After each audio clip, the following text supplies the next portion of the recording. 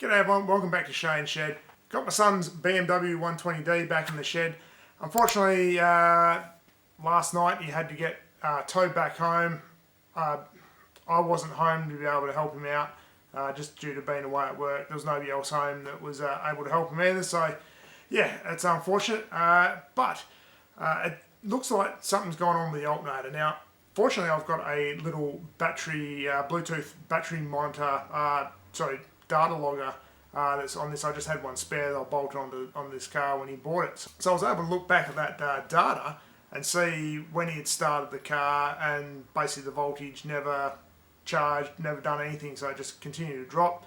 He parked up, done what he needed to do for a couple of hours. You'd see when he started it up again and the battery voltage just died. And he had the battery light come up on his dash. So I've told him, often when you get like an error light or error lamp come up in your car, just a simple turn off and on again can reset that sometimes, especially if you go in a limp mode. It might just be enough to reset your car, get you where you need to go. He's decided to do that by this stage when the battery was low, but he was right in a set of traffic lights. So while he was waiting on the red, he shut it off and she wouldn't restart again. So yeah, a bit of a lesson learned now. So I've told him, next time just go away from the traffic lights, park up somewhere where you're not going to be in the way. Anyhow, so we're going to dive into this now. Just having a scroll through the factory repair manual. The first step they mention is when the battery light is on, check the voltage regulator. So I'm going to have a look at that, because that's going to be a hell of a lot cheaper thing to fix if it's just that regulator than the whole alternator. So let's dive into it. I hate filming interiors in black cars, but in the BMW 120, battery is in the boot. So I'm just going to disconnect it. I was mentioning as well, like earlier, that's my Bluetooth data logger. So that's quite handy, as I mentioned. So I'm just going to pull the negative terminal off, and that'll be enough to isolate the whole system. A little bit of an extension makes life a little bit easier here. Data logger off, and there we go. That's that negative disconnected, so we'll drop that out of the way so it can't reconnect. So I'm using the factory manual for this job. I found them extremely useful. If you want to use the factory manuals as well, you can easily do that with through eManual online. These are fairly accessible price wise. Australian dollars are talking around $50 for pretty much whatever vehicle that you need. So for this BMW, I can run through all the steps required on this job, basically through the factory software. It's pretty bloody awesome, to be honest. So if you would like to get your own manuals, check out my description below. I have a link to eManual online. Click on that, download what you like. There's also a discount code I've got so you can get a 22% discount. That's a fantastic deal for you guys. So yeah, get onto it and support these people that support channels like this, because I think it's fantastic that a small channel like me gets the attention of a company like that. So yeah, get onto it, guys. So this E87, it has the M47 engine. The alternator on this one is located just in this top upper left, so it looks kind of easy to get to, so that's not so bad. I'm going to pull the engine cover off the top. May pull out all the cold air intake. We'll just see how it looks once this one's off. We'll go from there. Now for the engine cover, it's just a couple of Allen keys. So nothing too strenuous to get that off.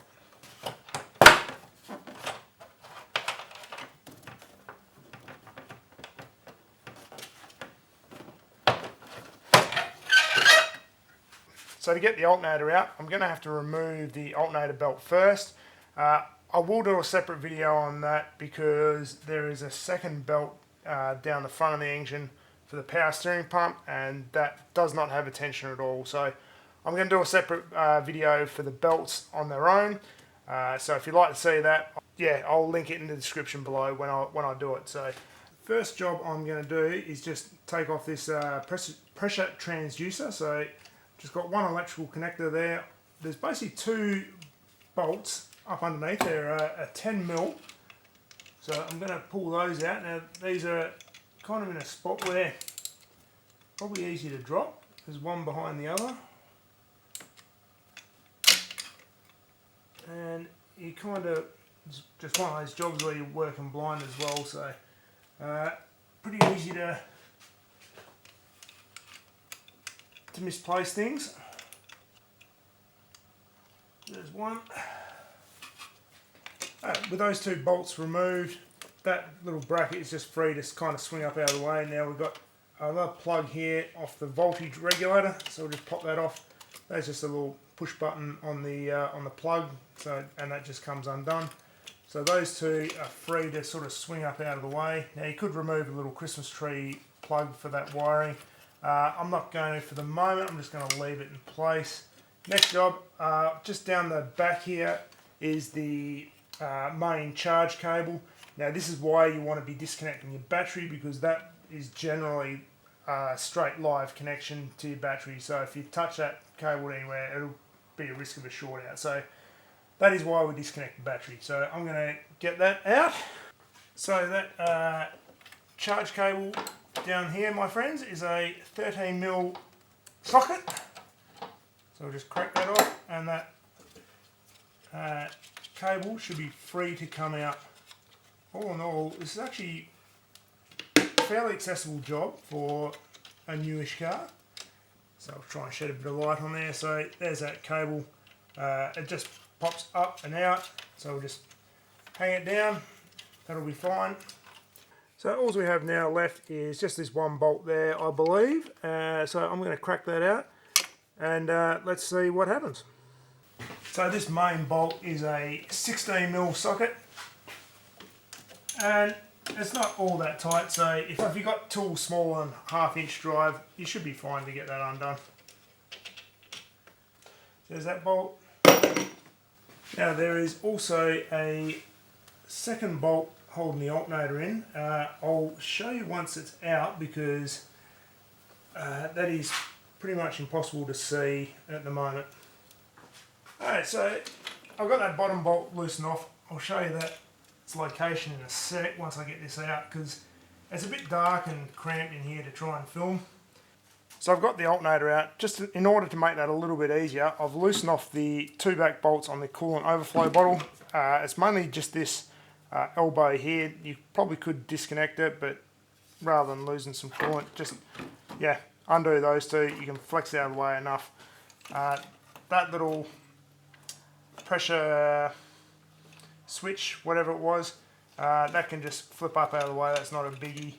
And I'll show you the that bottom bolt on the alternator right now. Now that alternator sits in basically like that. That was our top bolt that we were seeing. Now the bottom retaining bolt is quite a long one. It slides in there, and that is a 16mm, but you've got an idler pulley that bolts onto it, so that pretty much covers that. You need to take the idler pulley off.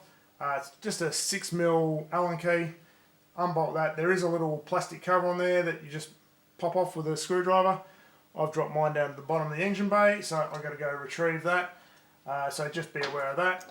Yeah, idler pulley off, that bolt out, and then the whole thing comes out. It is pretty tight on the on this bottom pivot, but just a bar and a lever, she all comes out pretty easy.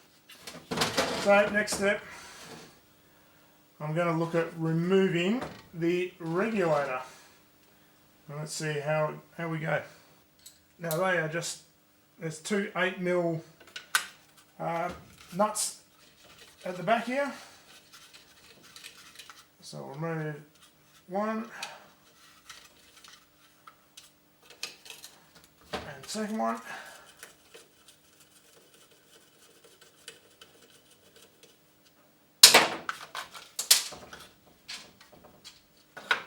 So that end cover comes off, and then we'll greet it with the regulator itself. So it should just be another 8mm. No, they're not 8mm.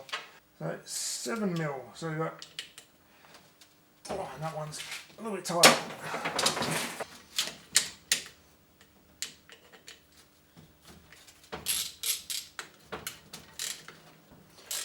So there's 3 bolts that hold the voltage regulator on. Now there is a brush in this, so this is one thing that's supposed to be worn less than 5mm for the brushes, and they look pretty short, so I'll measure those up. So BMW recommends that the brushes on the voltage regulator are a minimum of 5mm. These are pretty much right on it. So it is 10 o'clock at night at the moment, probably 10:30, but anyway, so we'll check tomorrow to see if we can get any parts, and yeah, let's see how we get on tomorrow. Alrighty, it's now probably a week later. Now, unfortunately, I wasn't able to get a replacement voltage regulator locally. We did go down the route of just replacing the whole alternator. Unfortunately, the only stuff we had locally that we could get sort of in stock was not the right alternator. So there was a couple of different listings for this vehicle. The correct one was double the price of the one that was in stock, so it was like over $1,000. So they got told to jam that, and we just ordered one of these online. So yeah, the brand new one, it looks exactly the same as the old one. So yeah, I will show you how the brushes are obviously hooked in so that they can slide straight over the end of that shaft nicely. Some of these variants of voltage regulators have a little pin or something you pull out. This is a little bit different, so I'll show you how that way drops those brushes down in a sec. It's come in a genuine Valio box. I'm sure that's how you pronounce Valio, whatever. But it's had a little JLEX sticker on there. It's a 15-275G. Yeah. Anyway, let's get fitting this voltage regulator, and we'll get it all back in the car. Now the new regulator came with some new nuts and bolts and hardware and whatnot. I don't know if I'll use those at all, but I'll have a look. But the new one simply slides on over. Now to get the brushes to come out, you should be able to see that this section here is separate. So we just push down on it, and it should click in place. Really, once this is on there in place, I'm not going to remove it again. So what I might do is I'll bolt it down, and then I'm going to release the brushes. So these won't need to be super tight. Tighten them up nice and evenly.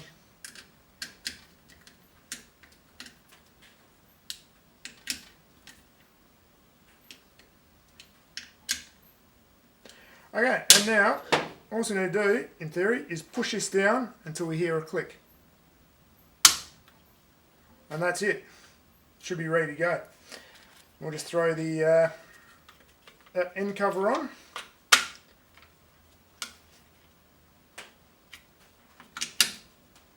And that is good for a refit. Now probably as well, I'm just going to drop it in.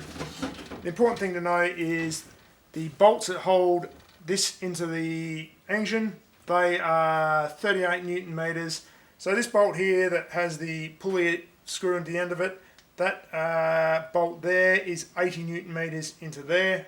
Don't ask me how that way works, but that's the torque figure that I've got. Seems a bit weird. I don't know if I'll go quite that high. We'll see how it goes, but yeah, 38 Newton meters for those. And the wiring into the alternator, that is 13 Newton meters. So now comes the fun bit of just jiggling this back into place again. Now also worth noting, just between getting this out and doing that original film, I've been doing some other work, and I have removed all the engine fan. It does give a lot more room to work at the front of the engine. Basically with me, I was cutting my wrists up on hose clamps and all sorts, trying to stuff my hand in. So that is definitely a worthwhile thing to pull out if you're struggling for space. You do have to remove all the bottom under tray. That all needs to come out, and there is just one little pissant bolt that holds the, I think it's either a fuel cooler or an oil cooler, I can't remember off the top of my head, onto the bottom of the fan shroud. And once that's out, there's just one little bolt over at the front here, and the whole thing comes up from the top. The main bolts to hold the alternator in place, so they are done. So before I get too much further, I'm just going to screw back the coolant overflow bottle, just before I forget. So that's in place. I'll probably do the idler pulley there now, just while it's probably a bit easier. Then I can release the tensioner. You know what? I really don't feel, it's a small bolt. I don't feel much comfortable going much tighter than that. Just going to give it a bit of a feel with the with my short ratchet, because with a big torque wrench, you kind of lose a bit of feel. Yeah, that should be plenty tight enough. And don't forget as well, it's got a little cover on the end of it. I'll get the belt back on, and then we'll do the all the alternator hookup. So it's time to put the tension back on that belt. Now I do just have it pinned in place. So obviously just make sure all your belt runs are sitting on their pulleys properly, because now is the time to alter it if they're not. So I'll get that power lead back on when I can find it. So that was just the one nut and 13 Newton meters.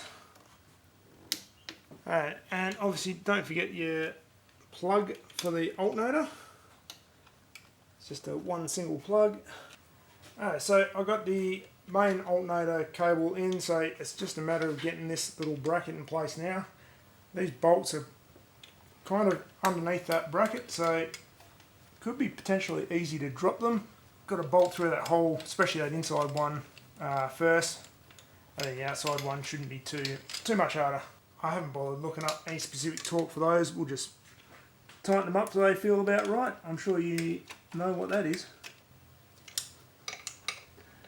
And I'll just double check that one.